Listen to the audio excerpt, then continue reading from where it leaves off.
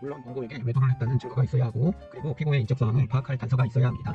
만일 두 가지가 확실하게 있고, 그리고 피고가 어찌되었든 누구나 누구냐인 것을 알고 만났다고 하면 상간자 위자료 소송을 하면 위자료가 인정이 됩니다. 그런데 어떤 원고들은 피고에게 어떤 요구를 한 후 그것을 피고가 이행을 하면 용서를 해준다고 원고가 말하는 경우가 있습니다. 그 당시만 하더라도 원고가 상간자 소송을 하지 않았지만 일정 기간이 지난 후 상간자 소송을 하는 경우가 정말 자주 발생하고 있습니다. 그래서 많은 피고분들이 물어보는 질문 중 하나는 상간자 소송을 할 수 있는 기간에 관한 것입니다. 그래서 오늘은 이 부분에 대해서 알려드리도록 하겠습니다. 일단 상간자 소송은 원고가 이런 사실, 즉 외도 사실을 알고 난 날로부터 3년, 외도 사실이 발생한 날로부터 10년입니다. 그리고 만일 원고가 외도 사실을 알게 된 날로부터 막 3년이 지났다 하더라도 원고의 가정이 이혼을 했다고 하면 그 이혼을 한 날로부터 3년까지 할 수가 있습니다.